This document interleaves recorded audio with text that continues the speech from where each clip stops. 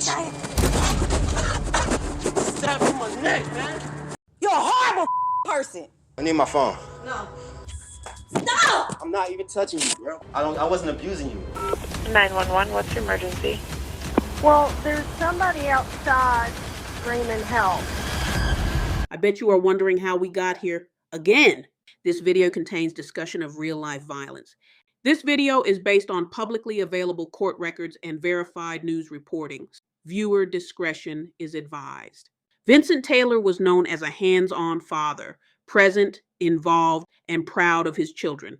Those close to him say family was always his priority. He married Tempest Cymone Daniel in 2016, and together they built a life that included 2 young children. Like many families, they faced challenges, but nothing about Vincent's life suggested it would end in violence. On the day Vincent died, he spent time with his father and grandmother. According to testimony, he spoke about ongoing tension in his marriage and told his father he planned to leave the relationship. Later, Vincent returned home with his children. What happened next would forever change multiple lives. That night, Vincent arrived at a gas station suffering from a severe stab wound to his neck. Emergency responders rushed him to Grady Memorial Hospital. Despite their efforts, Vincent Taylor did not survive. He was 29 years old. Investigators later discovered a recording on Vincent's phone, which had been in his pocket. In the audio, prosecutors say Tempest Daniel is heard threatening to stab Vincent multiple times. The recording captures Vincent pleading with her to stop. This audio became one of the most critical pieces of evidence presented to the jury. Tempest Cymone Daniel was charged with malice murder, felony murder, and aggravated assault involving family violence. The defense argued she acted in fear and self-defense. Prosecutors argued the recording showed intent and escalation. After deliberation, the jury returned a guilty verdict on all counts. They need police and ambulance at this gas station because there is a man who is severely injured and he needs help. When EMT arrived at the gas station, the male was bleeding. He did have a small puncture wound on the left side of his collarbone. Back at the scene, Tempest was detained and taken to the Clayton County Police Station for questioning by detectives. He was rushed to Grady Memorial Hospital, but despite efforts to save him, he was pronounced dead at 10:46 p.m. The phone that my son was in critical condition with a knife wound to his neck. I can't explain to you how I knew, but I knew he was dead. I knew it. I could feel it. I remember dropping the phone. I remember dropping to my knees. I'm not sure how I got there, but I know I drove, but I don't remember the trip. I remember they let me see him, and when I viewed the body, he was like he was sleeping. He was in the same clothes. And I saw him and I passed out. I just passed out. Back at the scene, Tempest was detained and taken to the Clayton County Police Station for questioning by detectives. Meanwhile, the officers who remained at the scene began talking to neighbors, trying to gather more information. I've gotten a verbal statement from her, which is, I heard screaming, so I called the police. If anybody else comes, just write their name down so I can put it on the log, and I'll go down there and get a statement. One of the neighbors who came forth and said she heard screaming coming from the house. She'd seen Tempest chasing Vincent down the street, and what stood out was Tempest wasn't using her crutches. Not initially revealed to Tempest that Vincent had passed away. All right, so you and your husband, you call him Vincent? And Vince. We wanted to go ahead and get the information that we needed and then present her with the information that he had passed away. He's punching you, he bit you, he kicked you. You got up and you grabbed a knife. What was he doing when you grabbed a knife? I don't know. I don't know. So you said you were outside. What happened outside? I don't remember. That's where the incident happened, where I hit him with the knife, but I don't remember. Okay. So you get the knife from the kitchen. Mm-hmm. You don't remember what happened, but when he tells you, you hit me, you're outside. That's correct. Okay. Well, we're just going to regroup and check with the officers that are on scene and see if they have anything else for us, and then we'll come back in. Go ahead. Okay. Do you need anything? All right, So, Vince did not survive his illness. Excuse me?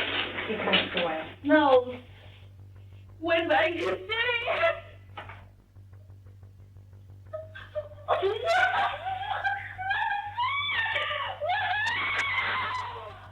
Oh, why did it have been me? Why did it have been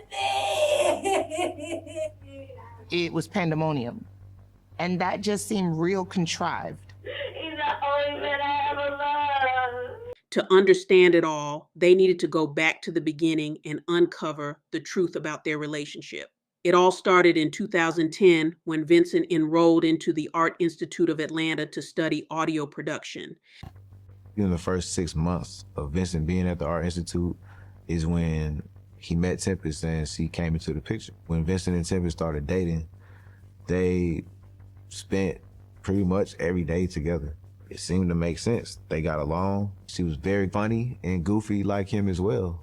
And she was pretty much down for whatever, we wanted to do, where we wanted to hang out, where we wanted to eat. She just fit in. Vincent came over to the house and he brought Tempest with him. And that was the first time I had ever met her. I thought she was quiet, very reserved. She wasn't someone that you could easily know. Couldn't get a lot out of her at the time, which concerned me. I was saying, while you're at school, kind of keep an eye on Vincent, make sure, he stays focused or whatever. And then I think her comment was, I don't have time to look out for him. I gotta look out for myself. It was about her. It wasn't about him. And that's what I didn't like in the beginning. Vince used to confide in me a lot about how quickly Tempest could just snap at the push of a button. These mood swings don't sound like normal behavior. I remember I went on this trip to Miami. When I came back, you could tell there was a fight at the house because there were some holes in the doors. I confronted him with that, and he was very quiet about who did what. Vincent called me. He was like, Dad, she's jumping on my car. She won't move out the way. I can't get to work. And I'm helpless. I'm at work. His boss didn't really have any more room for excuses. He ended up losing his job. I just don't understand how somebody could love somebody and then do the things that Tempest did. I feel like she had a lot of control over him, almost like he was in a trance at times. And I felt like she could hurt him. Just 8 months later, while Tempest was awaiting trial, she was released on bail. This decision angered Vincent's family, especially as Tempest began flaunting her freedom on social media. She went back to living a normal life like nothing happened, which only made things worse for the family. We did get several calls from Vincent's family. They were struggling. They were struggling because they were trying to process their grief while watching her live her life. After 3 long years, the time for final justice arrived when a trial date was set for December 2023.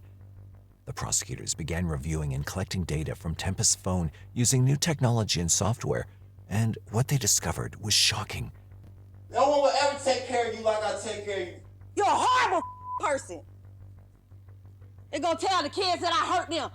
You hurt them. I need my phone. No, this is Need not my your phone. This is hers. It's not. It's my I credit. bought that phone. I bought all these phones. Give me my phone. Stop! I'm not even touching you, girl. Watch out. Didn't you get in trouble for that with the police before for taking the phone out of my hand? I don't give a. Abusing me? I wasn't abusing you. You're abusive. I did nothing to you. Yes, you did. I have not done anything to you. You just want to fight me. No, I don't. I want to leave you. Then leave. That's what I'm doing. He was convinced in his mind that, yeah, this is never going to change. This is where we're going to be. And he really was going to leave. And I don't believe that she was going to allow that to happen. I'm going to kill you. Because I'm taking my... Vincent Taylor was known as a hands-on father, present, involved, and proud of his children. Those close to him say family was always his priority. He married Tempest Cymone Daniel in 2016, and together they built a life that included 2 young children. Like many families, they faced challenges, but nothing about Vincent's life suggested it would end in violence. So I, again, beg you, please, don't take away from us. Tempest Daniel was sentenced to life in prison with the possibility of parole after 30 years. For the court, the case was resolved. For the families involved, the pain continues. May Vincent Taylor rest in love, and condolences to his family. Subscribe for more true crime documentaries, case breakdowns, and real-life mystery stories.